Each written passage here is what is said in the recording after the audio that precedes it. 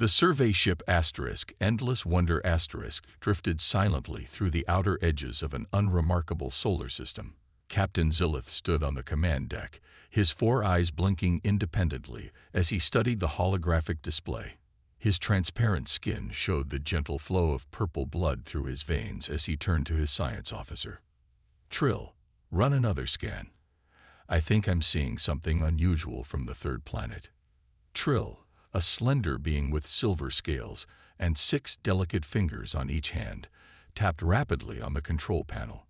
"Captain, I'm detecting radio signals, artificial in nature. They appear to be communications, perhaps even entertainment broadcasts." Captain Zillith's skin darkened with concern. "That's impossible. Check our database. What do we know about this system?" Trill pulled up the Galactic Council records. Her eyes widened. "Sir, this planet is registered as Death Sphere in our records. It was classified 300 years ago as uninhabitable, extreme hazard level. The report lists multiple deadly conditions, such as..." Zillith moved closer to read the screen. "It's rather alarming, sir. The planet has a highly toxic oxygen atmosphere.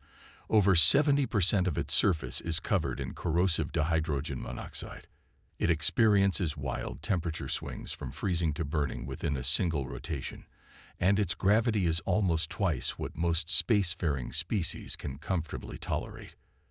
Additionally, it orbits a highly radioactive yellow star at a dangerously close distance." Zillith's second heart began beating faster, yet we're picking up signals that suggest intelligent life. "Perhaps it's an automated probe that crashed there long ago," suggested Navigation Officer Pelk from his station. "No known species could evolve on such a hostile world." Zillith considered this explanation. It made sense. The alternative was too incredible to consider. "Sir," Trill's voice rose with excitement, "I've isolated visual transmissions. They appear to be broadcasts of some kind." The main screen flickered to life, showing images that stunned the bridge crew into silence.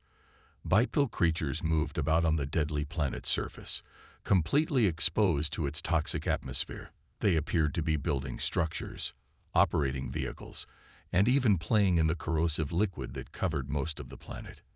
"Is this current footage?" Zillith asked, unable to hide his disbelief. "Yes, Captain. And there's more." Trill's voice quivered. "I've detected artificial satellites in orbit around the planet. One appears to be a habitat of some kind. There are life forms inside it." Zillith made a decision. "Set course for this habitat. Maintain safe distance until we can assess the situation. Send a message to the Galactic Council. They need to know about this immediately." As the Endless Wonder approached the space station orbiting the deadly blue planet, the crew prepared for first contact procedures. None of them had ever encountered a species that could survive in such hostile conditions. "Captain, I'm receiving a response to our hail," Communications Officer Vreen announced. "It's in a simple binary code. Their computer systems are primitive but functional." "Put it on screen," ordered Zillith. The screen showed a creature inside the space habitat. It had only 2 eyes, pinkish tan skin with no protective scales, and strange dark fibers on top of its head. It wore a blue uniform with a patch that showed symbols and a picture of the deadly planet. "Greetings from Earth. I am Commander Lily Ortega of the International Space Station. We welcome peaceful contact with extraterrestrial visitors." The bridge crew stared in amazement. The creature was speaking while breathing oxygen. It showed no signs of distress in its toxic environment. "Ask them how they survive," whispered Zillith to his communications officer. After a brief exchange, Vreen turned to the captain with a look of shock. "Sir, they call themselves humans. They evolved on that death planet. They breathe oxygen as their primary gas. Their bodies are mostly made of the corrosive liquid they call water. And they've lived on this world for thousands of years." Captain Zillith could hardly process this information. "The Galactic Council will never believe this. We've discovered a species that thrives in conditions that would kill any of us in minutes. They're inviting us to visit their planet, "Captain," said Vreen. Zilith looked at the blue world on the view screen, a planet so deadly it had been marked to avoid at all costs. And yet, somehow, it had produced a spacefaring civilization. Tell them we accept their invitation. The universe just became a much stranger place. The aliens spent 3 days studying the International Space Station from a safe distance. They watched the humans move about freely in their habitat, breathing oxygen and drinking water as if these deadly substances were perfectly normal. The Endless Wonder crew needed special suits just to prepare for a brief visit. These protection suits will allow us to survive for 2 hours in their oxygen environment. Science Officer Trill explained as she helped Captain Zilith into his containment gear. Remember, the gravity in their station is much stronger than what we're used to. Move slowly to avoid injury. Captain Zilith, First Officer Pelk, Science Officer Trill, and 2 security officers boarded the shuttle. None of them spoke as they approached the human space station. Each was lost in thoughts about making contact with creatures who could survive conditions that would kill most galactic species in minutes. The docking procedure was simple but tense. When the airlock opened, 5 humans waited to greet them. The aliens moved cautiously in their bulky protective suits. "Welcome to the International Space Station," said Commander Lily Ortega with a smile. "We're honored to be the first humans to meet beings from another world." Captain Zilith's translator converted his methane-based speech patterns into sounds the humans could understand. "We are equally honored. Your existence has already changed our understanding of life in the universe." The humans led their visitors on a tour of the station. The aliens moved awkwardly in the stronger gravity, taking careful steps and frequently needing to rest. "You seem uncomfortable," said Flight Engineer Pete Garcia. "Is there anything we can do to help?" "Your gravity is very strong for us," explained Trill. "Most species in the Galactic Council evolved on worlds with much lighter gravitational pull." Commander Ortega looked surprised. "We actually consider microgravity one of our biggest challenges in space. Our bodies weaken without Earth's gravity." This statement shocked the aliens. What they considered dangerously strong, humans found necessary for health. During their meeting in the station's conference room, First Officer Pelk noticed a small container floating past. Inside was a dark brown liquid. "Containment breach," he shouted, activating his suit's emergency protocols. "There's molecular acid floating in the air." The humans looked confused until Commander Ortega realized what was happening. She reached out and grabbed the floating mug. "This is just coffee," she explained, taking a sip of the liquid. "It's a beverage we drink. It has water, caffeine, and some other compounds that give it flavor." The aliens watched in horror as she willingly put the corrosive substance into her body. "You drink water?" asked Trill, her voice shaking. "The universal solvent, the chemical that breaks down so many substances. We need water to live," said Mission Specialist Ava Johnson. "Our bodies are about 60% water." Trill's legs gave out, and she had to be helped to a seat. The idea of beings made mostly of corrosive liquid was too much for her scientific mind to process. "What about oxygen?" asked Captain Zilith. "Our records show it's highly reactive and damages most organic tissues." "We breathe it," said Pete simply. "Can't live without it." The alien security officers exchanged nervous glances. These humans were essentially walking chemical weapons by galactic standards. The tour continued to the station's small garden module, where plants grew under artificial light. "You bring your plant life into space with you?" asked Pelk. "Yes, they help clean our air and provide fresh food," explained Ava. "Plus, they remind us of home." The aliens studied the green plants with fascination. Life that processed oxygen and created food directly from light was rare in the galaxy. As their meeting concluded, Commander Ortega made an unexpected offer. "We would be honored if your delegation would visit Earth. Our leaders are eager to establish friendly relations with your Galactic Council." The alien crew fell silent. Visit the Death World itself. The very thought made their protective suits feel suddenly inadequate. "We would need to make significant preparations," said Captain Zillith carefully. "Your planet's conditions are challenging for our physiology." "We understand," said Lily. "We'll help in any way we can."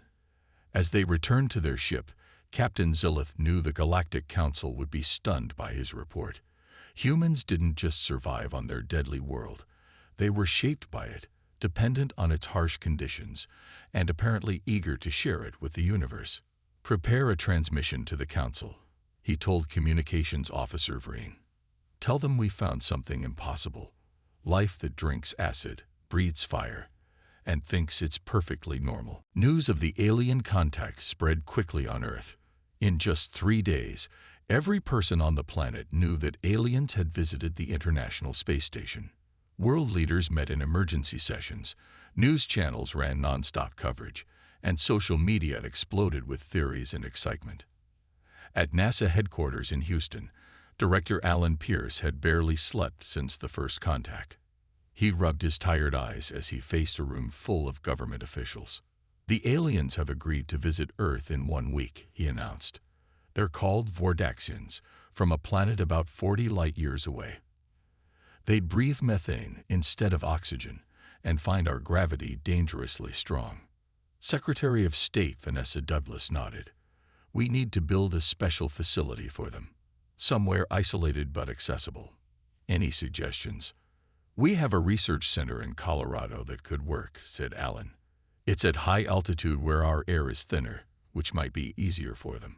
It's remote enough for security but can be reached quickly from major cities." The construction teams worked around the clock. They built a sealed dome where the aliens could live in their own atmosphere. Special walkways with reduced gravity were created using technology normally used to train astronauts. Everything had to be waterproof and oxygen-free inside the visitors' quarters. Meanwhile, on the Galactic Council's central world, the news about Earth created chaos. The council chamber was filled with representatives from 100 different species, all talking at once. "Impossible," shouted a delegate with tentacles and blue skin. "No species can evolve in an oxygen-rich environment with such strong gravity." "The evidence is clear," replied the council leader, a tall being with glowing eyes. "Captain Zillith's report has been verified.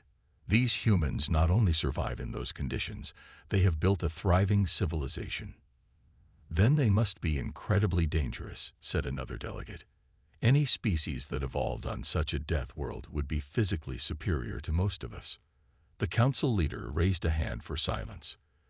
"That is why we must learn more about them. I am sending Ambassador Krull to Earth with a diplomatic team. They will assess if these humans are a threat or a potential ally." Back on Earth, Captain Zillith met with Commander Ortega on the space station one last time before the official delegation arrived.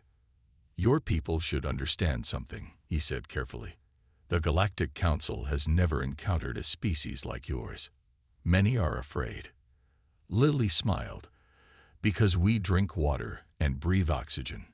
"It's more than that," said Zillith. "Your world would kill most other intelligent species in minutes. That means you are physically superior in many ways. Your bones must be stronger, your muscles more powerful, your bodies more resistant to radiation and chemicals." "We never thought of ourselves that way," said Lily. "We've always been more focused on our weaknesses, not our strengths." "That is what makes your kind even more remarkable," replied Zillith. "You survived on a world that should have killed you, and yet you remain humble." The day of the official contact arrived. A specially designed shuttle landed at the Colorado facility. The diplomatic team from the Galactic Council emerged wearing even more elaborate protection suits than Captain Zillith's crew had used.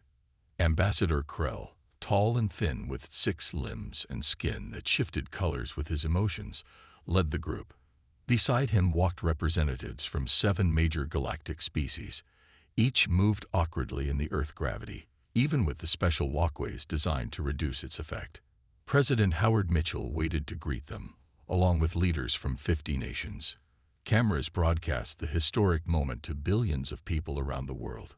"On behalf of humanity, "I welcome you to Earth," said the president. "We hope this is the beginning of a friendship that will benefit both our worlds." Ambassador Krell's skin turned a deep purple, which the humans would later learn indicated deep emotion. "We come seeking knowledge and understanding. Your world is unlike any we have encountered, and your people are a miracle of adaptation." As the formal speeches ended, Krell added something that wasn't in the planned remarks. "We have much to learn from each other. But I must ask one thing. How have you survived for so long on a world that should have killed you?" The human leaders exchanged confused glances. To them, Earth wasn't deadly at all. It was simply home. 3 days after their arrival, the alien delegation requested to see more of Earth beyond their special facility. Despite concerns about safety, Ambassador Krell insisted they needed to understand how humans lived on this deadly planet. "We have prepared a tour of Rocky Mountain National Park," said Secretary Douglas. "It's close to your facility and shows a natural environment that humans enjoy visiting." The aliens wore their most advanced containment suits with extra oxygen filters and gravity compensators. They looked like strange astronauts as they boarded the special buses with methane-filled compartments. Park Ranger Frank Collins met them at the entrance. He had been chosen for his calm personality and clear speaking style. "Welcome to one of America's most beautiful natural areas," he said with a friendly smile. "We have over 3 million visitors here each year." "Visitors?" asked Ambassador Krell. "Humans come here, voluntarily." "Oh yes," said Frank. "People travel thousands of miles to hike our trails, climb the mountains, and enjoy the wildlife." The delegation watched with amazement as ordinary humans walked around in t-shirts and shorts, completely exposed to the oxygen atmosphere and solar radiation. Children ran and played on the rocky paths, showing no fear of the dangerous environment. "Those small humans," said Science Minister Xoth, pointing at a group of kids. "Why do they run toward the edge of that water body? It contains corrosive dihydrogen monoxide." Frank laughed. "Those are just children playing by the lake. Swimming is perfectly safe and fun for humans. Watch." To demonstrate, Frank took off his shoes and waded into the water. The aliens gasped collectively. 2 of them moved quickly back to their transport, certain they were about to witness a tragedy. "The water doesn't hurt us," Frank explained as he splashed some on his arms. "We need it to live. In fact, I can even put my head under it for a while." Before anyone could stop him, Frank took a deep breath and dunked his head underwater. He stayed there for nearly a minute before coming up with a smile. Ambassador Krell's protective suit showed readings of elevated stress. "You stopped breathing oxygen and submerged yourself in the corrosive liquid for entertainment. It's refreshing on a hot day," Frank said with a shrug.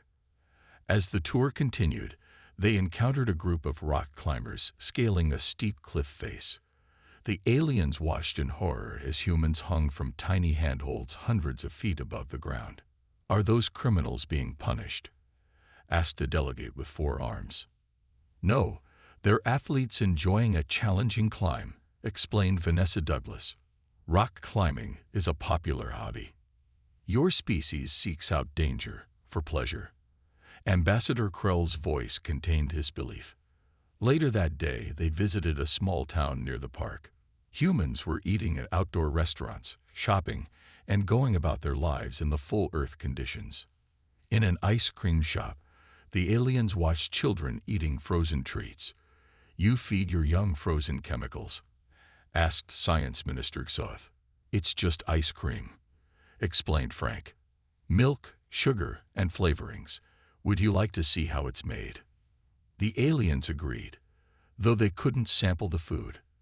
They observed the ice cream being mixed, frozen, and served. "The temperature would damage most species' mouth tissues," noted Xoth, recording everything with a small device. "Yet your juveniles consume it eagerly." As they returned to the facility that evening, Ambassador Krell seemed deep in thought. "Is everything all right, Ambassador?" asked Secretary Douglas. "I am processing," replied Krell. "Today we saw humans swimming in what would dissolve our skin, climbing heights that would mean certain death if they fell, eating frozen substances, and exposing themselves to direct solar radiation, all while appearing happy. "It was just a normal day at the park," said Frank. "That," said Krell, "is precisely what disturbs us. What you consider normal, the rest of the galaxy considers extraordinarily dangerous. And what terrifies you must be truly horrifying indeed." That night, the alien delegation sent a lengthy report to the Galactic Council. The conclusion was clear. Humans had not merely adapted to their death world. They had mastered it so completely, they now sought out even greater challenges for fun. The implications were both fascinating and frightening. The alien delegation requested a meeting with human scientists to better understand how humans had adapted to Earth. They gathered in a special room where both species could communicate safely. On the human side, a team of biologists, anthropologists, and medical doctors waited, eager to share knowledge with beings from another world. Dr. Nicole Harrison, a biologist who specialized in human evolution, led the presentation. "We evolved over millions of years, adapting to Earth's conditions through natural selection," she explained, showing slides of human ancestors. "Our bodies developed to handle Earth's gravity, atmosphere, and temperature ranges." Science Minister Gsoff studied the images carefully. "Your gravity is nearly twice what most intelligent species can tolerate. How do your bones not collapse under the pressure?" "Our skeletal system evolved to be quite strong," Dr. Harrison answered. "Human bones are made of calcium-based materials that can support our weight and more. A healthy human femur can support up to 20 times a person's body weight." The aliens made notes rapidly. They had never encountered beings with such physical strength relative to their size. Dr. Carlos Rivera, a medical doctor, stepped forward.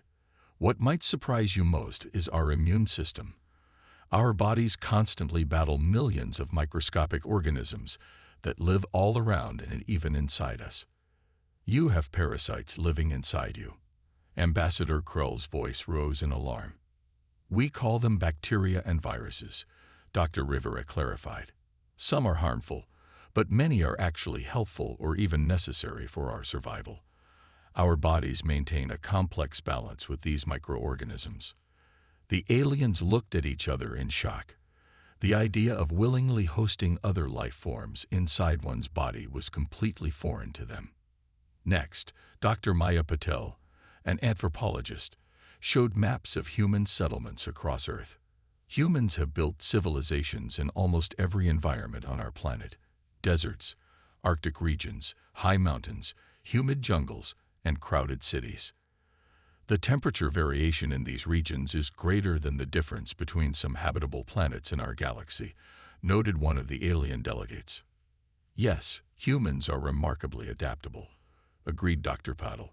"We use technology and cultural practices to thrive in environments that would otherwise be challenging." After the scientific presentations, the aliens had many questions. One that particularly interested them was about human perception of danger. "You seem to have very different ideas about what is dangerous compared to us," said Ambassador Krell. "Things that would kill most galactic species instantly, like your oxygen atmosphere, solar radiation, or water, don't concern you at all. What do humans actually fear?" The scientists looked at each other. Dr. Harrison answered, "We fear many things. Natural disasters like earthquakes and hurricanes, diseases we can't cure, running out of resources, war between nations, and on a personal level," added Dr. Rivera, "humans often fear rejection, failure, losing loved ones, or being forgotten after we die." The aliens were silent for a long moment. "You fear social isolation and memory loss more than corrosive chemicals and radiation," Ambassador Krell finally asked. "Those things are just part of our environment," Dr. Patel explained. "We've adapted to them over millions of years. What we haven't fully adapted to are the emotional and social challenges of being human." That evening, Ambassador Krell met privately with Secretary Deadliest to share some conclusions from the day's meetings. "We are beginning to understand your species better," said Krell. You are physically far more resilient than most life forms we've encountered. Your bodies withstand conditions that would kill most species instantly. We never thought of ourselves that way, Vanessa replied. Throughout our history, we've always felt vulnerable to nature's forces. That is perhaps the most surprising thing about humans, said Krell. You don't recognize your own extraordinary abilities. The conditions that shaped your evolution would have destroyed most species before they developed intelligence. So what does this mean for Earth's relationship with the Galactic Council? It means, said Ambassador Krell, his color shifting to a deep blue, that humanity offers something unique to the galaxy. You can go places, endure conditions, and solve problems that other species cannot. If we can move past our fear of your deadly world, this could be the beginning of a remarkable partnership. Vanessa smiled. We look forward to it. After all, exploring strange new worlds is something humans have dreamed about for generations. The diplomatic meetings between humans and aliens have been going well for 2 weeks. Both sides were learning from each other and beginning to form the basis for future cooperation. Then, without warning, an emergency changed everything.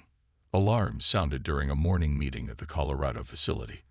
Secretary Douglas was handed an urgent message by an aide. Her face turned serious as she read it.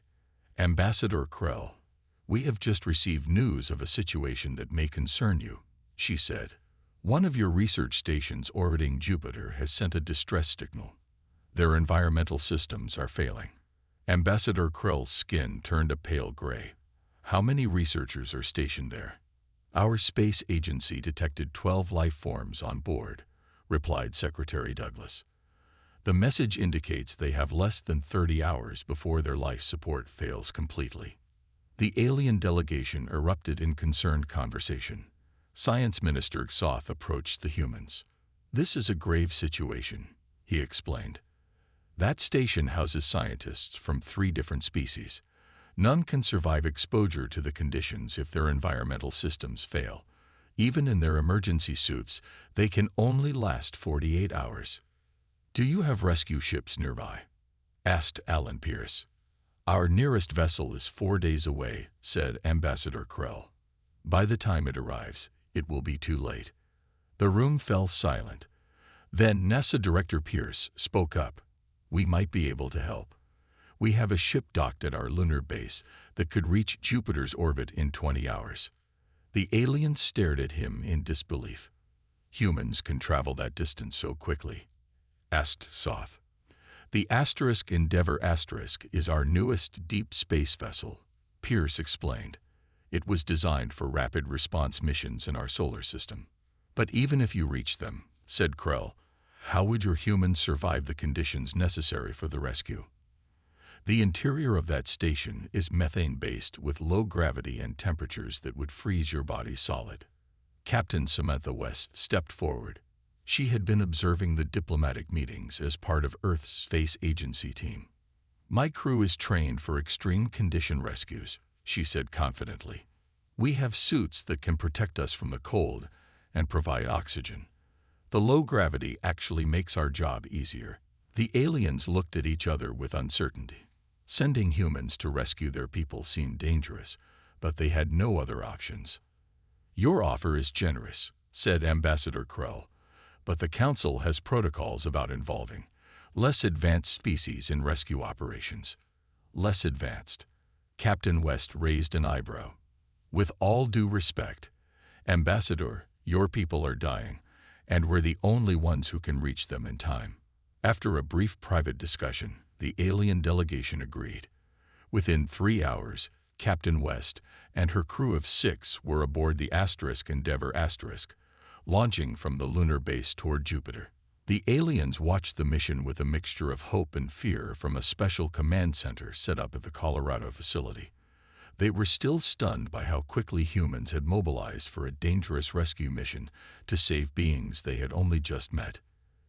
Your Captain West, said Science Minister Xoth as they watched the ship's progress. She seems unusually calm about flying toward conditions that would kill most species. Sam is one of our best, said Director Pierce. She grew up in Alaska, where winter temperatures regularly drop to levels that would be dangerous to humans from warmer regions. Her body is naturally adapted to cold. You mean some humans are specialized for different environments? Asked Soth with surprise. To some degree, explained Dr. Harrison. Humans from high-altitude regions often have more efficient oxygen use. Those from hot climates have better heat regulation. It's not as dramatic as having different species, but human populations have adapted to local conditions over thousands of years. 22 hours later, the Endeavour reached the damaged research station. The video feed showed Captain West and her team preparing to board. They wore bulky white suits with heating systems and oxygen supplies. They're going to attempt entry through the emergency airlock, Pierce narrated for the aliens. Their suits can withstand the cold and methane atmosphere for about 3 hours, more than enough time to reach your scientists and bring them to safe compartments. Ambassador Krell watched in amazement as the humans entered an environment that would kill them without their protective technology. His skin turned a deep purple of respect as he realized that the creatures from the death world were risking their lives to save his people. Perhaps, he said quietly, we have underestimated humanity in more ways than one. The rescue mission was successful. Captain West and her crew saved all 12 alien scientists from the failing research station. The Endeavour returned to Earth orbit 3 days later with the grateful aliens safely aboard. The news of humans braving deadly conditions to rescue members of the Galactic Council spread quickly across the galaxy. At an emergency meeting, the Galactic Council watched video recordings of the humans working in conditions that would kill most species instantly. They moved through freezing temperatures and toxic atmospheres protected only by their thin suits, as one council member described them. These humans have changed everything, announced the council leader. They have shown us that our understanding of adaptable life forms was far too limited. The council voted unanimously to reclassify humans as a resilient Class Alpha species, a category previously thought to be theoretical. No known species had ever qualified for this designation before. Back on Earth, the human and alien delegations celebrated the successful rescue. For the first time, the aliens seemed truly comfortable around humans, no longer viewing them primarily with fear. Your Captain West and her crew did the impossible, Ambassador Krell told Secretary Douglas during the celebration. They entered conditions that would kill most intelligent species, even with protection, and they did it to save people they barely knew. It's what we do, Vanessa replied simply. Humans help each other in emergencies. We just extended that principle to your people. 3 weeks after the rescue, the Galactic Medical Association sent a special team to Earth. They wanted to study human physiology in detail, with permission from human governments and volunteers. Dr. Kyle Matthews, a human immunologist, worked closely with the alien medical team. He was the first human invited to present research at the Galactic Medical Conference, which was held virtually so he could participate from Earth. Human immune systems are unlike anything we've seen in the galaxy, Dr. Matthews explained to the alien audience. Our bodies contain trillions of microorganisms that live in balance with our cells. We fight off countless invasion attempts by viruses and bacteria every day without even noticing. The alien medical experts were fascinated. One asked, is it true that humans intentionally introduce weakened disease agents into their bodies to strengthen immunity? Yes, we call it vaccination. Dr. Matthews explained. We've used this technique to eliminate many deadly diseases from our planet. The aliens were shocked by this concept. Deliberately exposing oneself to a disease, even in weakened form, seemed incredibly dangerous to them. Yet they couldn't argue with the results. Meanwhile, human diplomats began negotiating Earth's position in galactic affairs. Ambassador Devin Hayes led these discussions. He had a natural talent for understanding alien perspectives and explaining human viewpoints. We don't see ourselves as superior, Devin explained during a key meeting. Humans have simply adapted to our environment, just as your species adapted to yours. We have much to learn from each other.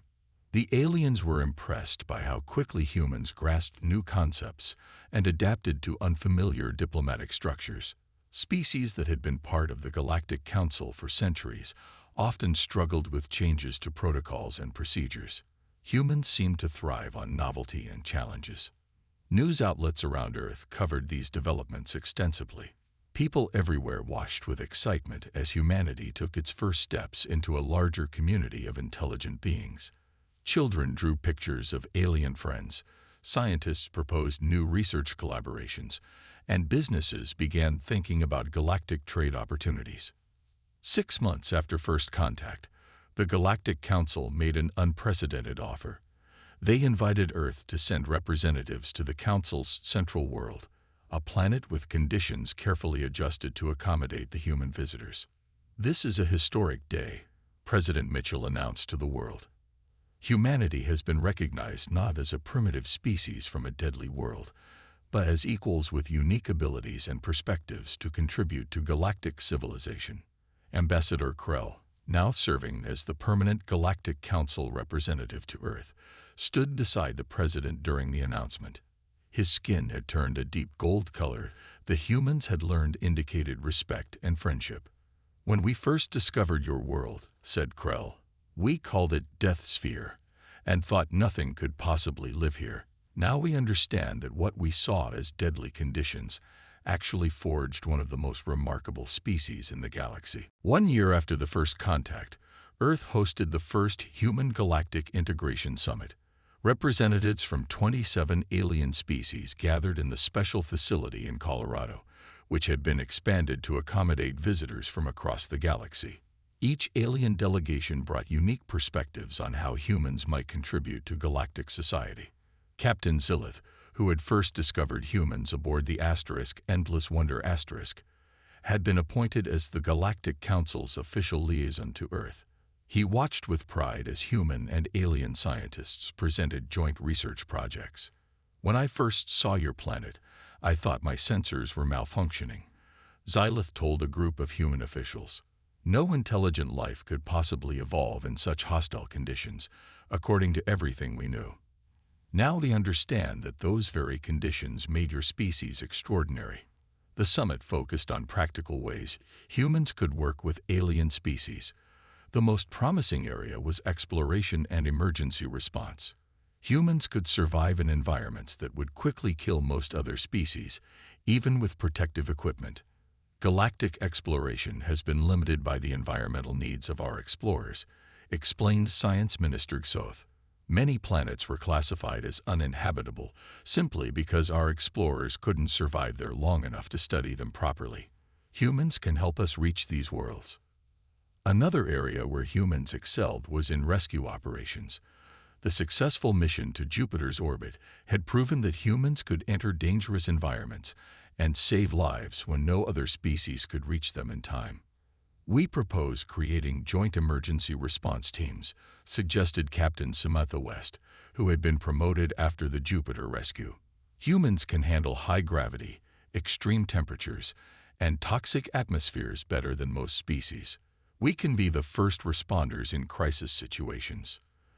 The aliens agreed enthusiastically. Several had lost friends or colleagues over the years to accidents in harsh environments that humans would consider challenging but manageable. By the end of the summit, a formal partnership had been established. Humans would join the next wave of galactic exploration, with specialized training facilities being built on Earth to prepare astronauts for the unique challenges of different worlds. The first joint human-alien expedition was scheduled to depart in 6 months. Its mission was to explore planets at the edge of the galaxy that had been marked as too dangerous for standard exploration teams. Lieutenant Maria Reyes was selected as one of the human crew members for this historic mission. She had grown up in the high Andes Mountains of Peru, where the thin air and cold temperatures had given her natural adaptations that most humans lacked. Lieutenant Reyes can function normally at oxygen levels that would cause most humans to lose consciousness, Captain Zillith explained to the alien crew members. Her body produces more red blood cells and uses oxygen more efficiently. Maria smiled as the aliens looked at her with new respect. My ancestors lived at high altitudes for thousands of years, she said. My body is designed for it. On the day the expedition ship was ready to launch, crowds gathered at the New Earth spaceport to see them off. The sleek vessel was a combination of human and alien technology, designed to accommodate the different environmental needs of its diverse crew. President Mitchell gave a short speech before the launch. Today marks a new chapter in human history. We step out into the galaxy not as conquerors or colonizers, but as partners and helpers. The same adaptations that allowed us to thrive on our challenging homeworld now enable us to assist others. Captain Zillith stood beside the president, his 4 eyes blinking with emotion. When we first labeled your planet as Death Sphere, we could never have imagined that its inhabitants would one day teach us about true resilience. You have shown us that what we feared as deadly, you embraced as home. As the ship lifted off, Ambassador Krell watched from the viewing platform. It is fitting, he said to Secretary Douglas, that the species from the deadliest known planet would become the galaxy's greatest explorers and rescuers.